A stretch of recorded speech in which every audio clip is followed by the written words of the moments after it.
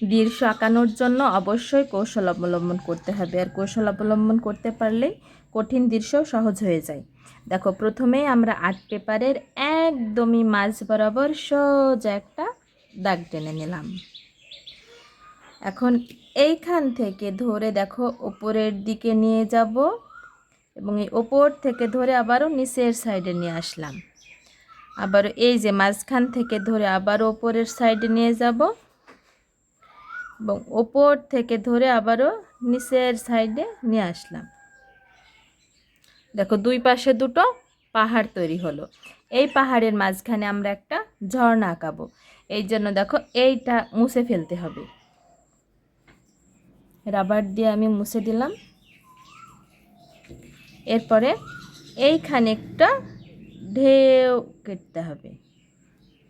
এরপরে এখান থেকে নিচের দিকে নামিয়ে দেব এবং এপাশ থেকে আবারও ঢেউ কেটে কেটে নিচের দিকে নামিয়ে দেব। যে এই যে দাগটা দেখতে পাচ্ছ, এইটাকে আমরা মুছে ফেলব।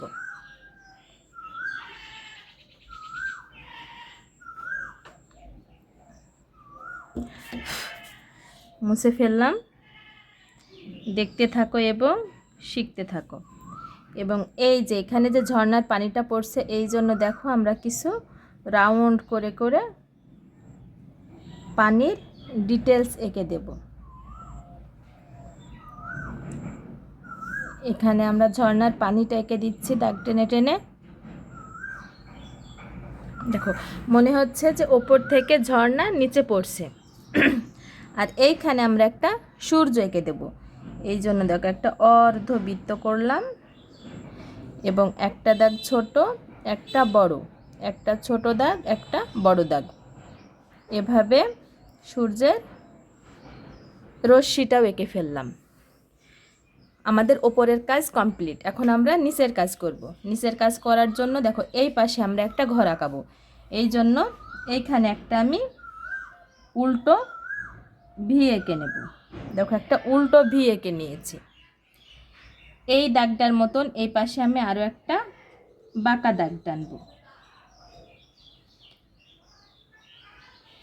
এখন এই দুই দাগ মিলিয়ে দেব আর এই দাগটাকে ডাবল করে দেব।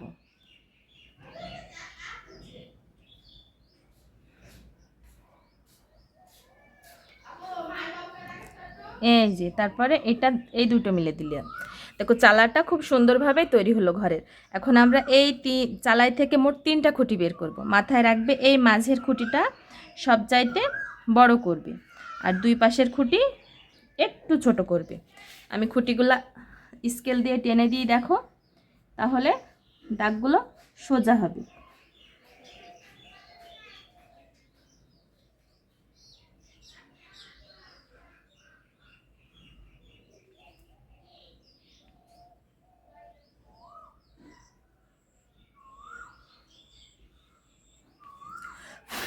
তিনটা খুঁটি আমি এঁকে ফেললাম। এখন এই খুঁটি 3টা আমি একে অপরের সাথে মিলিয়ে দেব।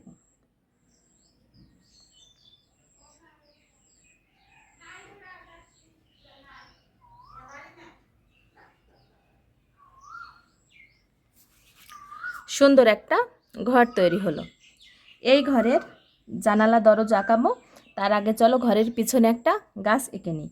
গাছ আঁকানোর জন্য খুব সহজ কৌশল অবলম্বন করব। একটা ভি এঁকে নিলাম এবং ভিয়ের এপাশ থেকে নিচ বরাবর একটা দাগ, এপাশ থেকেও নিচ বরাবর একটা দাগ। এরপরে এই ডালে দেখো একটা ডাব্লিউ আঁকলাম, এই ডালেও একটা ডাব্লিউ আঁকলাম। দেখো, ছোট হাতের 2টা ডাব্লিউ এঁকে দিলাম এবং এই গাছটা আমি কতটা বড় করতে চাই ঠিক ততটা পরিমাণ একটা রাউন্ড করে নিলাম। দেখো, আমি এতটা বড় করব না, আমি আরও কিছু ছোট করব, এই জন্য মুছে ফেললাম। আমি কতটা বড় করতে চাই দেখে নাও। আমি ঠিক গাছটা এতটা বড় করতে চাই। এখন এই দাগ অনুযায়ী আমি রাউন্ড করে করে দেব। দেখো, মনোযোগ দিয়ে দেখো, তাহলেই শিখতে পারবে। এই যে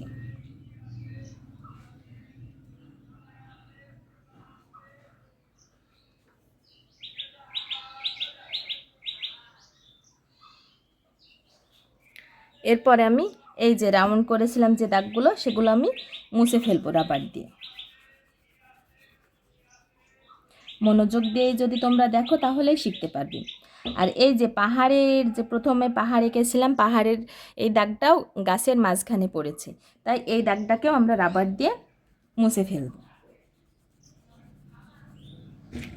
দেখো এখন আমি এই গাছটাকে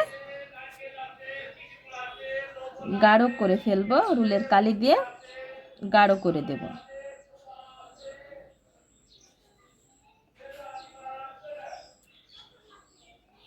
দৃশ্য আঁকানোর সময় তোমরা যদি কৌশল অবলম্বন করো তাহলে দৃশ্য আঁকানোর প্রসেসটা এক ধাপে গিয়ে থাকবে। এরপরে দেখো আমার দৃশ্য আঁকানোটা প্রায় কমপ্লিট। এখন আমি এই যে পাহাড়টা প্রথমে হালকা হাতে টেনেছিলাম, এখন এটাকে গাঢ় করে দিচ্ছি।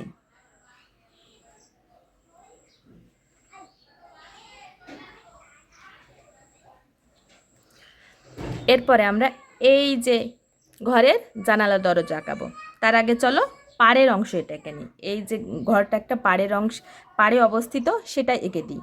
কি করবে, এই যে এইখানে একটা ছোট্ট দাগ টানলাম, তারপরে দেখো মনোযোগ দিয়ে দেখো, এখান থেকে এই যে এই বরাবর এখান থেকে ধরে এই এত দূর পর্যন্ত আসলাম, আবার এত দূর এইখানে একটু বাঁকা করলাম, আবার এখানে একটু কোনা করে এই পর্যন্ত এসে এই পর্যন্ত টেনে দিলাম। মনোযোগ দিয়ে দেখো তাহলে ইনশাল্লাহ শিখতে পারবে। এরপরে এই যে দাগটা দেখতে পাচ্ছ, এই দাগ দুটো দেখতে পাচ্ছ, এই দুইটা দাগ আমরা এখন ডাবল করে দেব। ডাবল করে দিলে পাড়ের অংশ দেখতে ভালো লাগে। দেখো এখানে আমার একটু পানি পড়েছে, প্রচণ্ড ঘেমে গেছি, আর এখানে একটু পানি পড়েছে তাই এরকম হয়ে গেছে। তো এখান থেকে ধরে, মা আসছি মা, এই তো কাজ হয়ে গেছে, দাঁড়াও।